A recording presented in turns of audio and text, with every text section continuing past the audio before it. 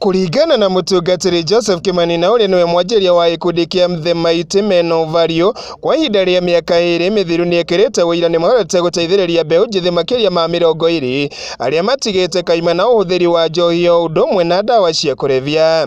Ni ta miaka 2 uguo tukoretwo turutite wira ucio na wira ucio ni kuri na anake na athuri ora nao makoretwo ma transformete kana magarurukite ni turi na andu makinya o 20 aria macenjetie na aingi aria macenjetie ni ndu wa acio angi makuona uria magarurukite nao makeririria.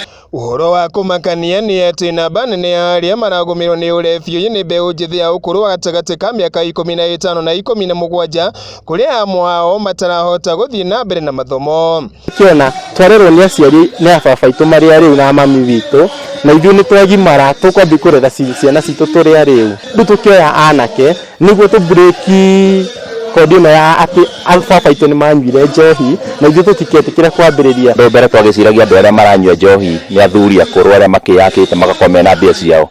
Aya nĩ andũ mararutwo cukuru, tũraria ũhoro wa youth, ciana cia mĩaka 16 nginya imwe nĩ 15, kĩu addiction ĩ igũrũ tondũ harĩ mũyuthi atatũ ana kuona harĩ ũmwe wa either drugs-inĩ kana bangi-inĩ kana njohi-inĩ no nĩ kuhitha mehithaga kĩu aciari ona matiko makĩmenya. Oho aria mararikia itena ria uria mathomo maria moyaga makiria ma ihinda ria mwaka umwe ni mari na undu wa kuruhia kuona riu ni marahota gukorwo magitwarithia miturire yao na mbere gutari na wikuruhania wa utheri wa ndawa na kana njohi. Ikanaga ni kwari na maumbereci guku gwagakinya ndahuthirite bangi ihinda inene muno no muthenya ucio ni yathire igithukira muno. Ni ndathire kwina handu hena mbereci ni muno ni hagikorwo hakitio mwaki ni ndacokire ngikara hau mwaki-inĩ thĩ. Ndaikara hau mwaki-inĩ thĩ bangi ĩyo he maũndũ merĩ yanyonirie. Ndĩ hau mwaki-inĩ ũcio ndonaga mwaki ũcio ũkĩnjina no ndarora he mũndũ ndaroraga agathekio guo ngona mũndũ ũcio handũ hakene yani handũ arakena mũno no ndamwona nĩ mũndũ ũtahũthagĩra indo icio ngiona nĩ handũ arakena no ndarora andũ arĩa twarĩ nao hau ndona mũndũ athekera ngona arathekerera nĩ ũrĩa bangi ĩranjina. Ndarĩ mũnyi wa njohi woma wega biũ. Ndatukire mũndũ wa gũcenjia na njokerie gĩkundi gĩkĩ kĩa Maite ngatho mũno tondũ nĩ gĩcenjetie anake aingĩ. Ndĩrahoya we wĩ hau kwĩna mũndũ ũĩ kwa ihinda rĩa ithuĩ nĩ kuma tũrauma oke angĩ okorwo mũndũ ũĩ arahũthĩra indo icio mwĩre karibu mũno gũkũ.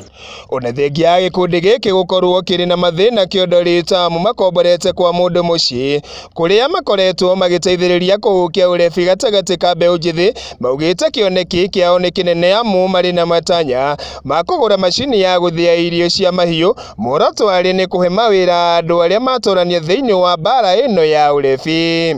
Uciari ndamenya mwana wake agithuka no riu aya ni mahotete kuinganira na youth aya kanitha na directors na makamenya ciana iria citũ irathuka. Ateti aria twina our area MCA twina abunge na tondu ni matwirira ni megũtũhe support ona ithuĩ nĩ tũgwĩtĩkĩra kũnyitanĩra nao. Mũndũ wĩna kaũhoti nĩ oke anyitanĩre na ithuĩ nĩgetha tũhote gũkũra itũra rĩrĩ kuma mĩnyororo ĩno ya andũ mohetwo njohi-inĩ cia ibango. Gikuyu TV hwaĩ-inĩ Njithi Kamau wa Nyaguthii.